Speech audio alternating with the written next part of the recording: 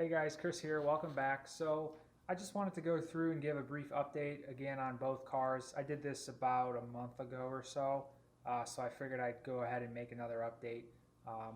So I'll dive right into it. Starting with the Corvette here, I've got quite a lot done to it, but I've kind of hit a stopping point.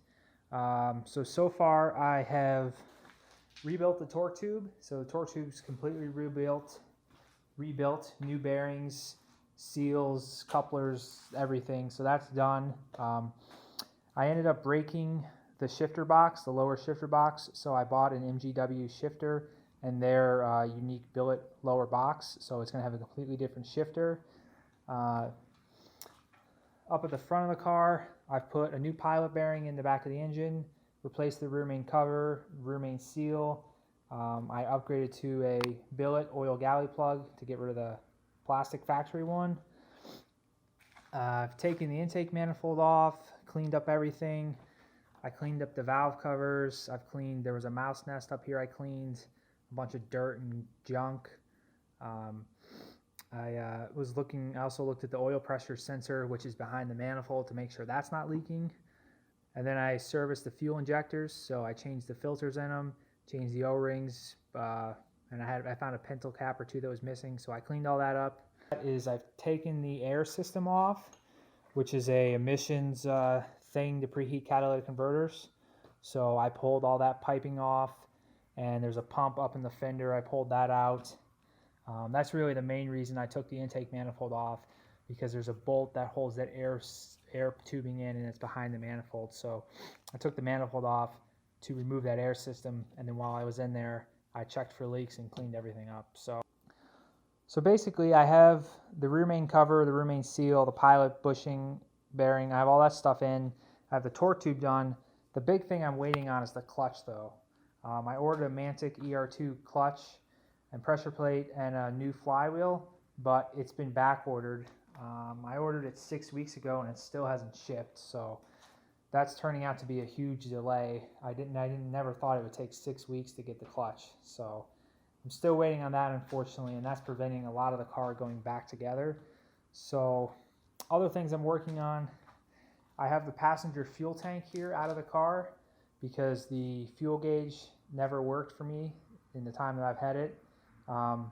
But I did realize that if I drain the fuel level down, that it'll read the level out of the driver's tank, so I thought there was a problem with the passenger tank, and that's why it was showing 0. But I have the sensor here, and it looks like basically brand new.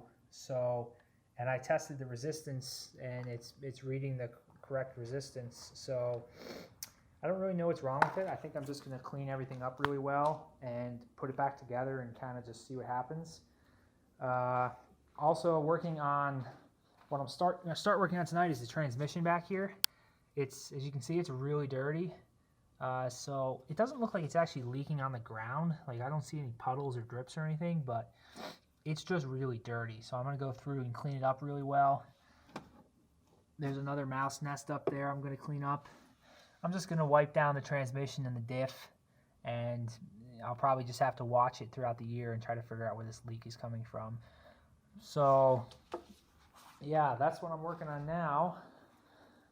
Pretty much the other things I have are like smaller little projects, but the clutch is the big thing. That's turned into a huge delay. The Formula Vee here is getting pretty close. I have the engine back. It's freshly rebuilt. It's back installed in the car. The install is pretty much completely done. The only thing I have to finish up is the exhaust.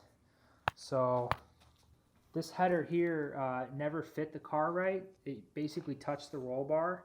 So I've had it cut off and redone. So now that I have about 4 millimeters clearance between this header and the roll bar. So that's finally fixed. And then I also got a new collector here. So it's the latest and greatest design from Ed Womer. So I'm almost done fitting it. I still have to shove it on the rest of the way, but it's pretty much there. Also show here's the original collector that came with this exhaust. This is a Roxanne collector. And then this new one was made by Ed Womer, who's the same guy that designed and built the car. So as you can see, Ed's piece is quite a bit nicer than this original Roxanne piece. So that new header, or that new collector, should be a pretty nice little improvement. So the engine's installed. The shocks have been rebuilt. They're installed again. I also have a new rear spring this year.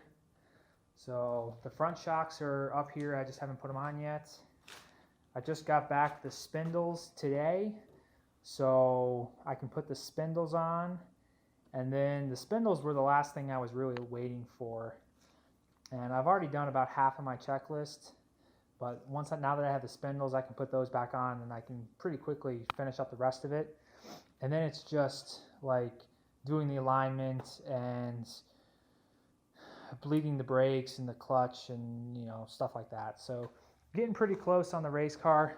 I have about 3 weeks until the race, the first race of the year at Carolina Motorsports Park. So the race car is getting pretty close. I'm not too worried about that.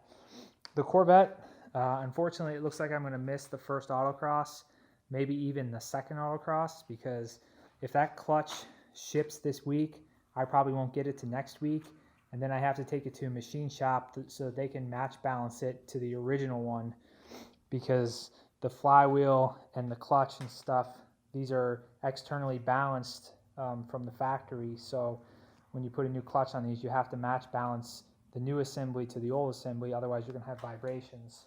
So I have to wait for the clutch to arrive at the place I bought it from, and then for it to ship to me, and then I have to take it to a machine shop, then I can put it in the car.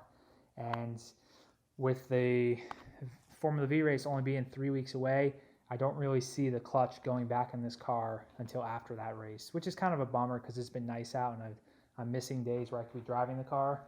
But I mean, if I have to wait a couple weeks to drive the Corvette, it's not really that big of a deal. There's no deadline on where I'm going to drive that. So that's pretty much my update. Hope you guys enjoy it. I've made a couple videos about things I've been working on. So I have more stuff to make. I'll make it, you know, as I have time. But the big thing is I feel like I'm going downhill. I've made a lot of progress these last couple weeks, and I'm finally rolling downhill and getting close to being done working on cars for a while. So that's pretty much it. Just wanted to give a brief update. Hope you guys enjoy it. Talk to you soon. Bye.